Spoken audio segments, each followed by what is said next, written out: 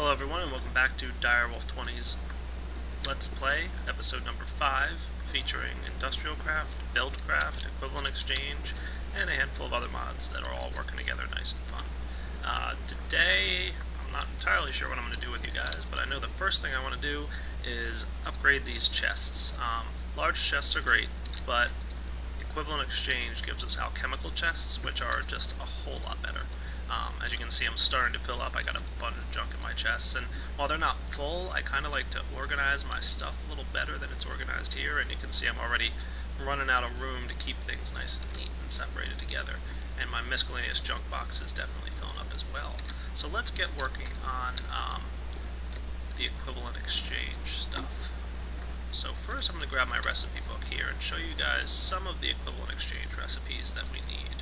So let me find one or two here real quick. So here we've got the alchemical chest. You can see I need some of the covalescence dust. In the Equivalent Exchange mod, this dust is used in a few recipes, but its primary purpose is repairing items. So I'm using a mining drill to mine with, so that's not a big deal. I don't need this dust so much because of that. But let's say I had a diamond pickaxe, and I didn't want to use 3 diamonds to make another one. I could use 1 or 2 diamonds to make some covalescence dust, and it would let me repair that diamond pickaxe. But that's the recipe here. We need a couple pieces of smooth stone, diamond, a couple iron ingots, and a chest. So let's go get the recipe for the covalescence dust. And here we go. Got a couple recipes here. You can see there's green covalescence dust, which is made using cobblestone. The light blue covalescence dust, which is made using iron. And the dark blue covalescence dust, which is made using diamond. And there's a couple different recipes for it. Some of them involve the philosopher's stone and glowstone. Others are just, as you can see here. So I'm going to go ahead and make 3 of each, because I'm probably going to want to make 3 alchemical chests. So you can see I take a piece of coal, 2 cobblestone, 2 iron, and 2 diamond here to make those. So let's go get those ingredients. Grab a couple iron, a couple diamond, I got some coal and cobble on me. And it's a shapeless recipe, as you can see. So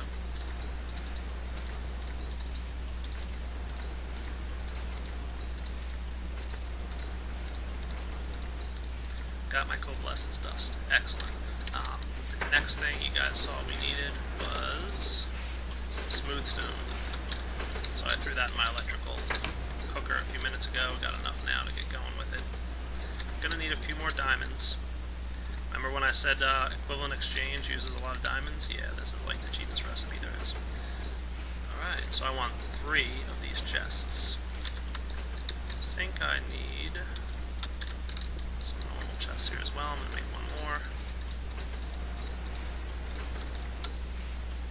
Stick that guy in there. 3 of these.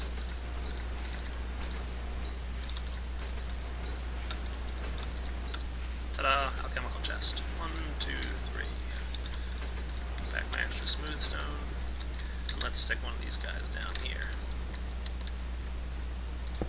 So, here's the size of a large chest. It takes up 2 blocks. Here's the size of an alchemical chest. It takes up 1 block. Much, much bigger. And awesome. So I'm going to just lay down my alchemical chests in here and just kind of reorganize my room. And I will be back shortly after doing that, because that's going to be boring and you don't want to watch it. Look how much neater that is. So I'm going to get rid of this old chest here, but you can see I kind of like to keep my coal, redstone, keep my stuff all separated. Now I've got pretty much going to vertically grow these, as you can see I'm doing with my tin here. I've got a lot of tin. So this way I have plenty of room to keep all my items nice and organized.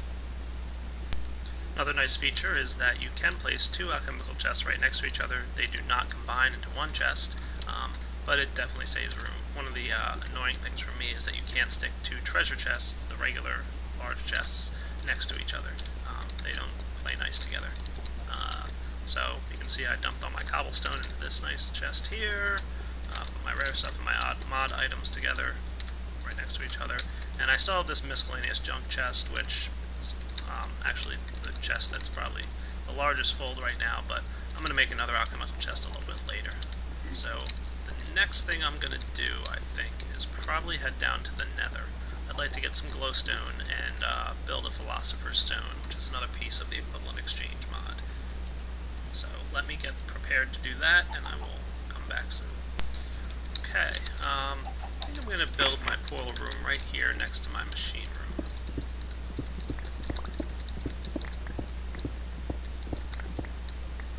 So I'm going to build this out just a little bit here, and I will be back shortly once I've dug out a nice little room here. Okay, sometimes I do like to build a pretty fancy portal room just because it's fun to do that, but today I'm going with the very basic, straightforward room here. Nothing too crazy or fancy. And let's build a couple of slabs. Should be good for now.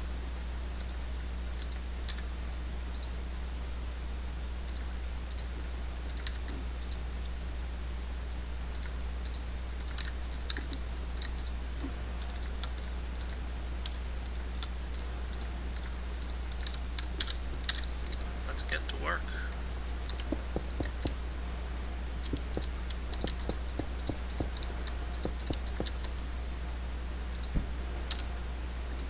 Nice.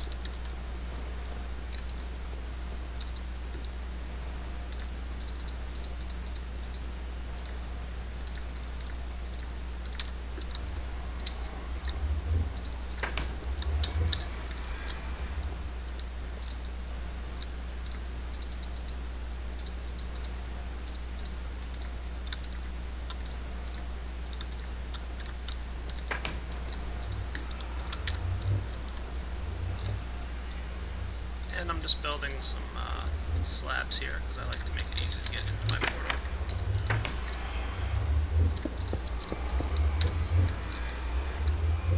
Let's see where this thing dumps me.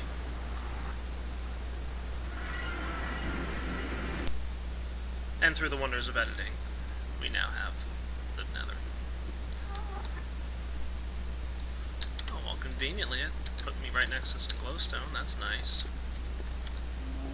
Wow, very right next to some glowstone.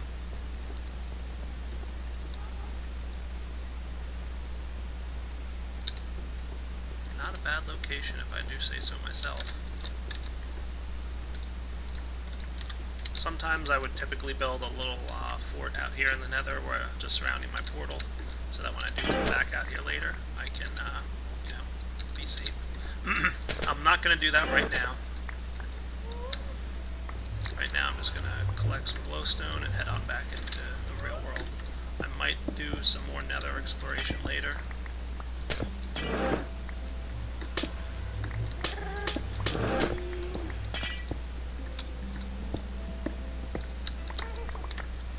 Gotta love the mining drill. Okay. That's good for now. Just wanted to grab a little bit of glowstone. There's a couple items I want to make now that are part of Equivalent Exchange.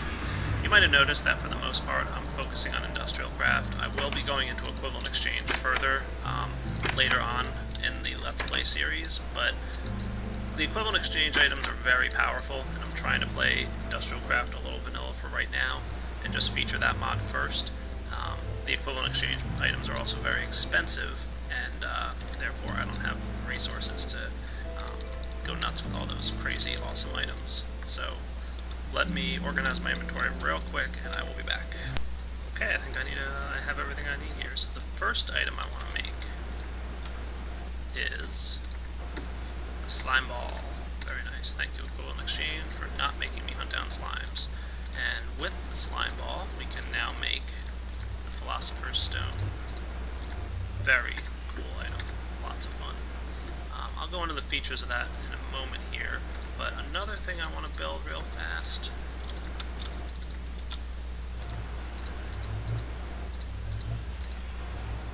is a glowstone aggregator. This guy will create glowstone for me, and a nice little item. I'm going to stick it in my chest room right now just because, why not? This thing needs light around it to function properly. So you can see it's fully filled up here with the light resource. So by putting torches around it, it works pretty great. And all I need to do, grab some cobblestone, drop it in there, and this will slowly but surely convert this cobblestone into glowstone. Not glowstone dust, but glowstone. Takes a few minutes per cycle, so it's not an extremely fast process. Further in this Let's Play series, you'll see me building a good number of these. In my equivalent exchange series that I did prior to this Let's Play, I featured a room where I had about a dozen of these aggregators, all going at once, connected with some BuildCraft pipes. It was really cool. Definitely recommend you guys check that out if you're interested in seeing how awesome these glowstone aggregators can do. So that's the glowstone aggregator. I just wanted to get that cooking for right now. So I'm going to go ahead and drop off my glowstone. These guys down here for now. And let's take a look at the Philosopher's Stone real quick. I'm not going to use it to actually do anything too serious, but I do want you guys to see how it works. So I'm just going to go a little bit away from my house. Right now, the item in my inventory that I have the most of is cobblestone. I have over 100 cobblestone sitting right here, and 102 to be exact. And that's the item I have the most of. The Philosopher's Stone looks in your inventory, sees what item you have the most of, and for now, I have some redstone on me. If I right-click on the ground, it will build a 3x3 wall. Pretty cool.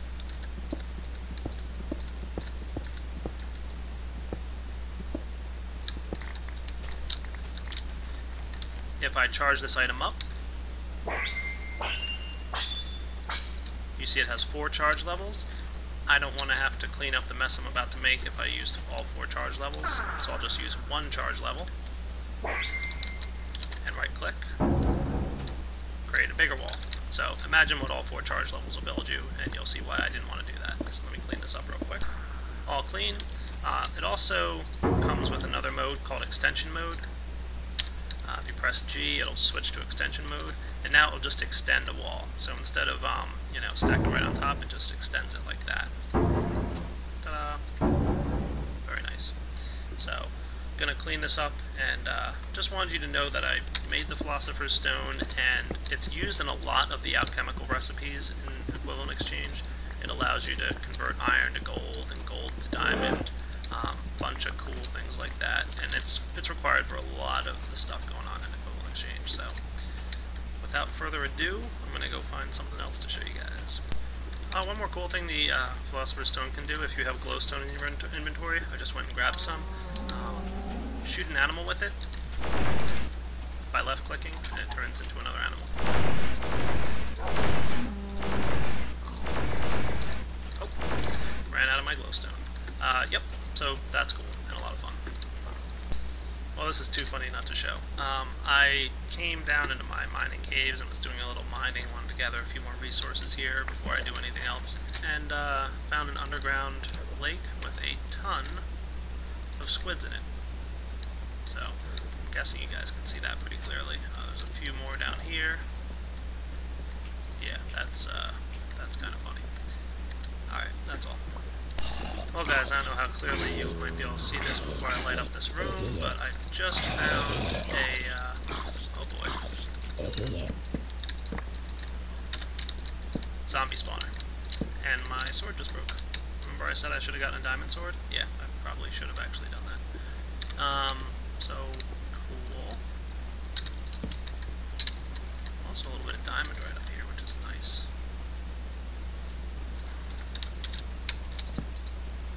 Make myself an iron sword real quick and explore this cave a little bit if I find anything really interesting. Wow, more diamond. Alright, nice cave. If I find anything more interesting, I will come back and report on it. That's a pretty cool natural formation.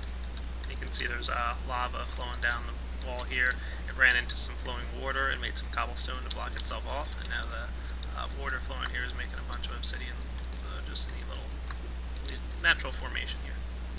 So I'm actually run into an instance where my backpack and my diamond drill both run out of juice, and I still have some of this cave to explore. I haven't finished checking this whole area out here. So what I'm going to do, pulse my portal, get back to my base, but I'm not going to close my portals, I'll leave them open.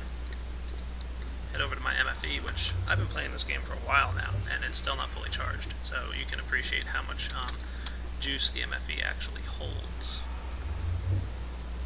Let that guy charge up real quick. And I'm actually going to drop off some of my ore that I found all down there. Give me some inventory. I'm going to drop off my backpack. And that's going to take a moment to charge up. While that charges, I'm going to go drop off a couple items here. You can see I found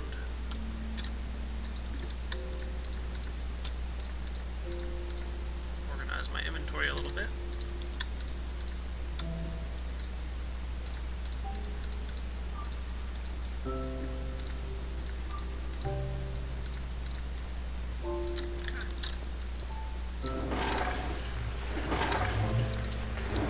Backpack's charged and ready to go. Head back down, pick up right where I left off. See how awesome the portal gun mod can be? Okay, just wrapped up some mining. You can see I got a handful more diamonds, a good amount of more materials here. Just dropped a bunch of stuff in my macerator, and my electric furnaces are cooking away. Oh, that sounds a little bit more for you guys. So, things are cooking. One thing I want to do right now is fix some of my wiring. Anybody who was paying attention to my second or third video when I wired all these machines together might have found out that I did it wrong. Look at this mess that I made. I mentioned in my last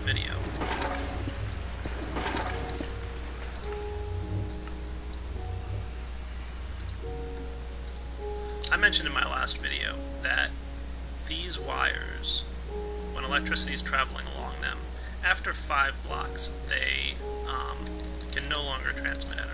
They reduce the energy they transmit. So every 5 blocks, you lose 1 energy unit per second of energy transfer. So this pattern here, with these things all over the place, is very inefficient. So I'm going to clean this up. See, I turned off my sound here because these machines were getting kind of loud, with me being right next to them and all.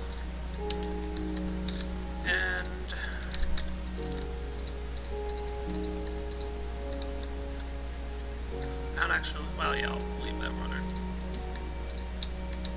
Okay, so that is a little bit more efficient. Without those wires running underneath, that saves me some issues that I was running into. I probably was wasting energy by doing what I was doing earlier. Something else, if you paid attention, I was also doing the same thing over here to these guys. Not a nice thing to do. I'm just going to run my wire right along the top here.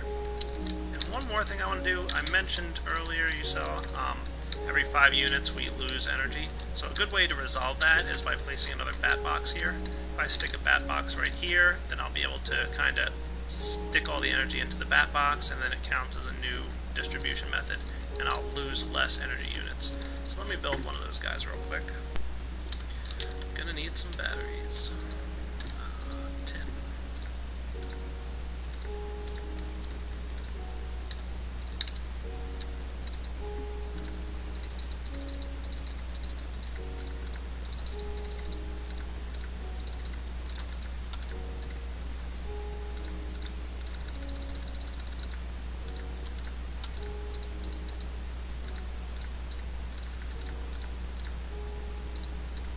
Okay, so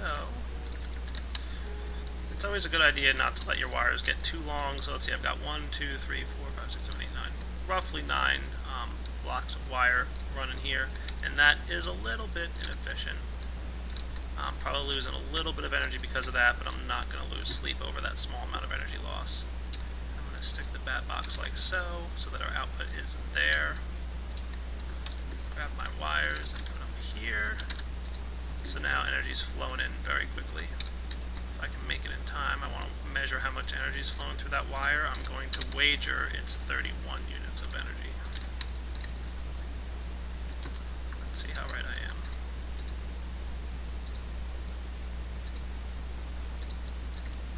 Well, I think I was a little slow, and besides with these macerators running and the fact that it's the voltage differences here, I wasn't able to accurately measure how much energy was flowing through there. Yeah, it's full now.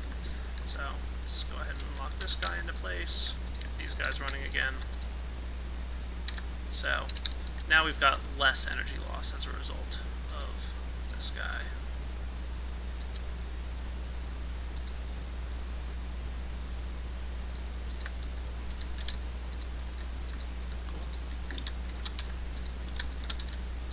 Alright, so fixed my wiring here.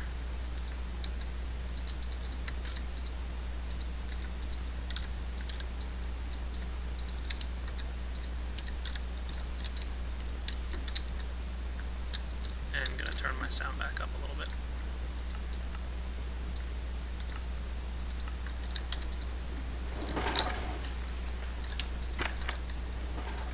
I think this is a good stopping point for episode 5. I'm going to wrap up here and get working on episode 6 for you guys. So I hope you're enjoying this Let's Play series. If you are enjoying it, you know, please spread the word, get some people out here and checking out these videos. They are a bit of work to produce, so I do enjoy the fact that you guys are leaving comments and have a lot of nice things to say about, you know, how much you're enjoying these videos.